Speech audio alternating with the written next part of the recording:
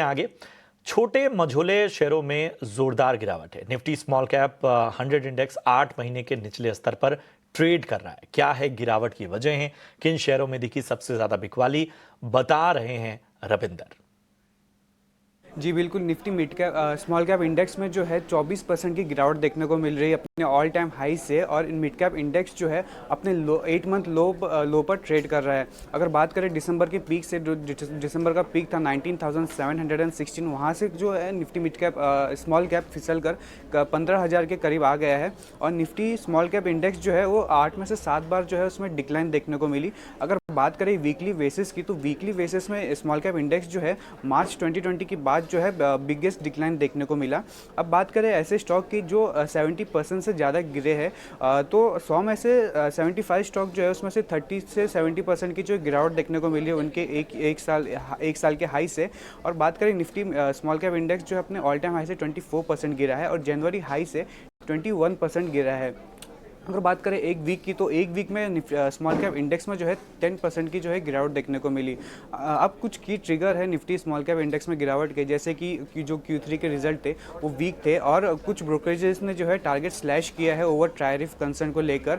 और वैल्यूएशन जो है स्मॉल कैप में काफ़ी एक्सपेंसिव लग रहे हैं। अगर बात करें 12 मंथ फॉरवर्ड पीई की, तो 26.4 टाइम्स में ट्रेड कर रहा है और 10 ईयर का एवरेज जो है 16 टाइम पर ट्रेड कर रहा है। इस गिरावट के बावजूद, लेकिन और भी गिरावट के बावजूद जो है कुछ स्टॉक में अभी भी जो है वैल्यूएशन की चिंताएं बनी हुई है। अगर बात करें कुछ स्टॉक्स की जो अपने स्मॉल कैप इंडेक्स के ऑल टाइम हाई से जो अभी टॉप लूजर है, तो स्टर्लिंग एंड विल्सन जो है 50% गिरा है स्मॉल कैप इंडेक्स के ऑल टाइम हाई से।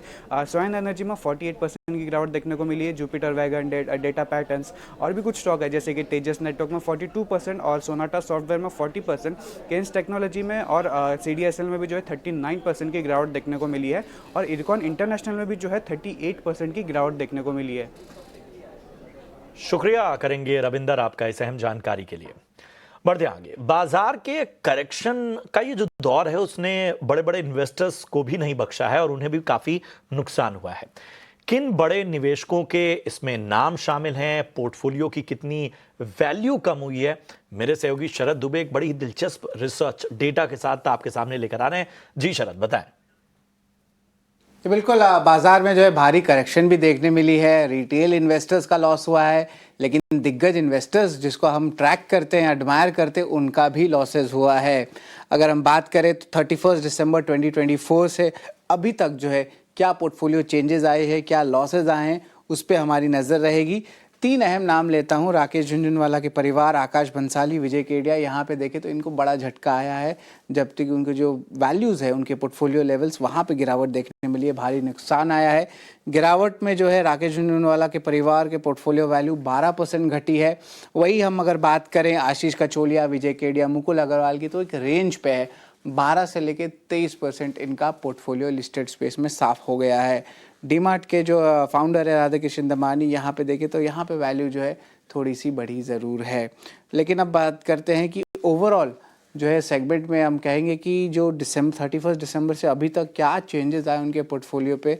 सबसे पहले बात करेंगे राकेश झुनझुनवाला के परिवार के। यहाँ पे बात करें तो लगभग 12% का गिरावट आया। और टॉप होल्डिंग की बात करें तो टाइटन आता है, कॉन्कॉर्ड बायोटेक आता है, लेकिन देखिए उनका वैल्यू जो है 60,000 करोड़ के नीचे आ गया है। वही अगर हम बात करें विजय केडिया जी की, तो यहाँ पे देखें तो यहाँ पे इनका जो टोटल नेटवर्थ है 22% गिरा, ये आंकड़ा बड़ा है। अगर इनकी टॉप होल्डिंग्स की बात करें तो यहाँ पे अतुल ऑटो, तेजस नेटवर्क्स, न्यूलैंड लैब आता है। आकाश बंसाली यहाँ पे बड़े दिग्गज इन्वेस्टर है बाजार के, यहाँ पे 18% इनका जो है पोर्टफोलियो जो है उड़ा है। लेकिन याद रखिए गुजरात फ्लोरो, आरके फोर्जिंग, पेटीएम, ये तीनों स्टॉक्स में इनका सबसे बड़ा होल्डिंग भी है और इनका टोटल वैल्यू जो है लगभग 6,300 करोड़ रुपए का आ जाता है। अगर हम बात करें मुकुल अग्रवाल जी का, तो यहाँ पे 14% का इनके पोर्टफोलियो में गिरावट आया है। 5,700 करोड़ का कुल वैल्यू है। और उनके जो की स्टॉक या होल्डिंग्स की बात करें तो यहाँ पे न्यूलैंड लैब फिर आता है, रैडिको खैतान और बीएससी भी यहाँ पे शामिल होता है।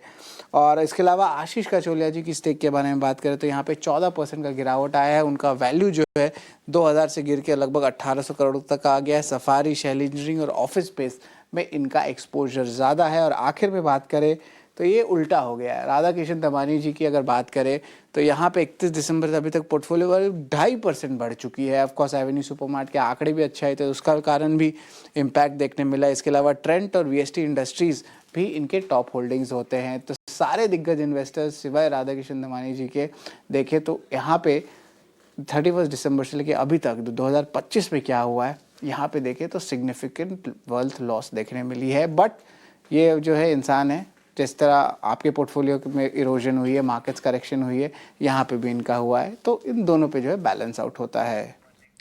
शुक्रिया करेंगे शरद आपका इस अहम जानकारी के।